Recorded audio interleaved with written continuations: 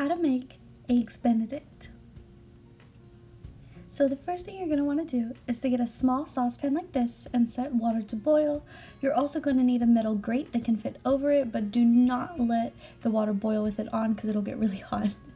The next thing is you get to choose what kind of meat you want. You can have ham, Canadian bacon, or regular bacon. If you choose regular bacon, make sure to start cooking it ahead of time so that it's ready.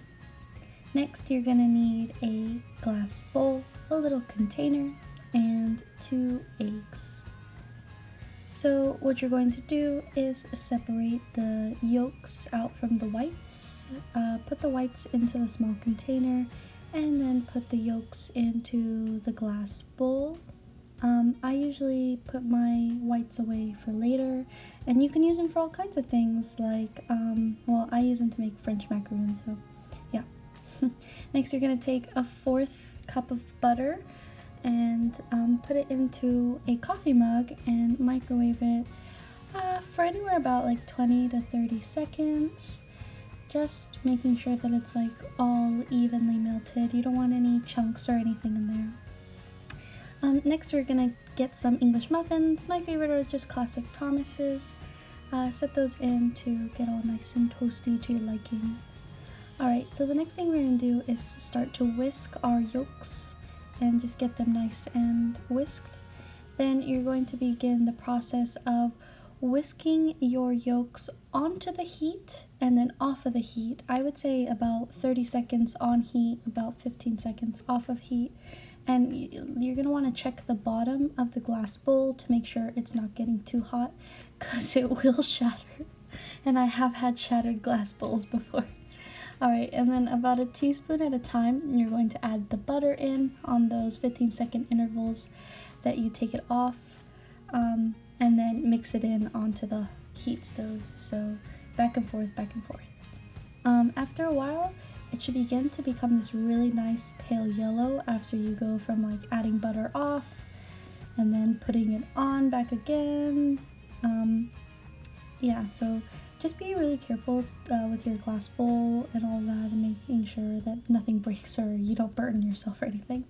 After a while, it should be this really beautiful yellow color, and when all your butter is done, then you can go ahead and set it inside of your microwave for later. So we got all kinds of other stuff to get to now. Alright, you're gonna want a plate. I usually have this sort of bowlish plate because it will get a little messy. You're going to want to put your English muffins down, and another option is, if you'd like, you can get some butter and butter your English muffins. Sometimes it helps like make it not so dry. Next, you're going to carefully remove the metal grate. We won't need that anymore, so you can set it off aside to cool, but you will be using the hot water and a spoon to make your poached eggs. And I know poached eggs can be really hard, but don't worry, after some practice you'll get the hang of it. You're just going to want to create a whirlpool and then crack your egg into it. It kind of reminds me of like when you used to do jump rope as a kid and you'd like have to jump in at the perfect time. It's kind of like that. You'll just know when you when you need to crack your egg in. But the swirling effect will sort of make it all become nice and compact, you know, and if it doesn't, you can sort of make more swirls even though the egg is in there, and it'll help it come together.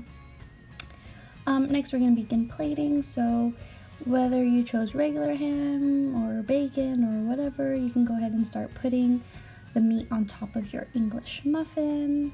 Here I'm just trying to make it look, you know, nice and presentable for, I don't know, for the video. Next, if you'd like, you can add all kinds of stuff. Personally, I like spinach or other mixed greens with my Eggs Benedict, so I have like a good amount of spinach. You can also add tomatoes, avocado, all kinds of things. So yeah, have fun with it. Alright, next, after some time, you'll notice that the eggs are ready. Usually, like, the white stuff will begin floating up, and that's how you know it's ready. Make sure that you get all the water out before you bring it to the plate, or else you'll get water in your English muffins, and that will not be good.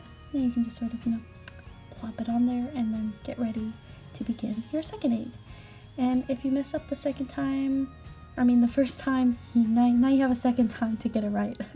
Alright, so this is what I was talking about the white stuff floating up. It'll create this like kind of cloud thing, and that's how you'll know it's sort of ready. And you can even, like, sometimes I'll gather the cloud stuff and it tastes just fine. It'll be really good.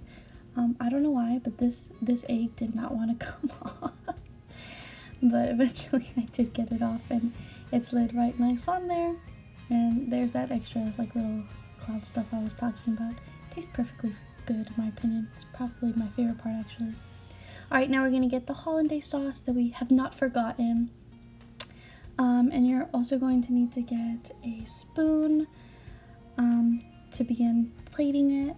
Also, if your hollandaise has become too thick because, you know, it took a little while to get your eggs poached, you can always add a little bit of water, but mine was just fine, so I began to plate it, and wow, look at how beautiful that is. It's just so beautiful. Look at that. I just love, look at it, just, why is that so nice? It's like so satisfying, like how it oozes so slowly. Like, it's beautiful.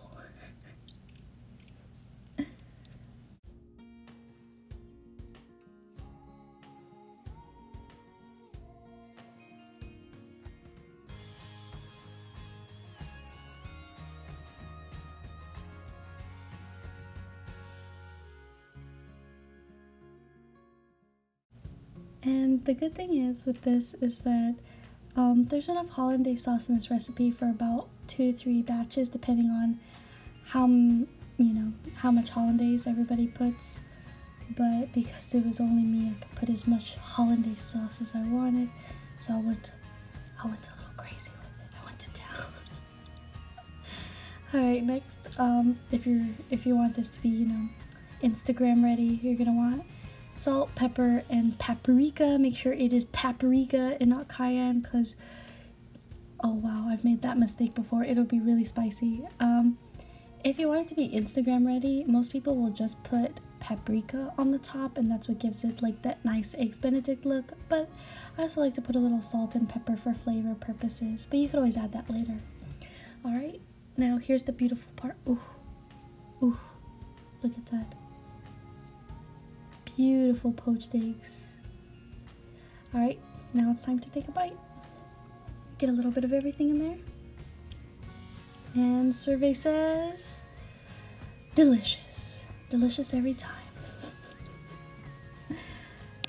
Alright everyone, I hope you enjoyed this video. If you do, leave a like and subscribe. And if you do make it, let me know how it turns out. Thank you so much, and happy eatings. Bye!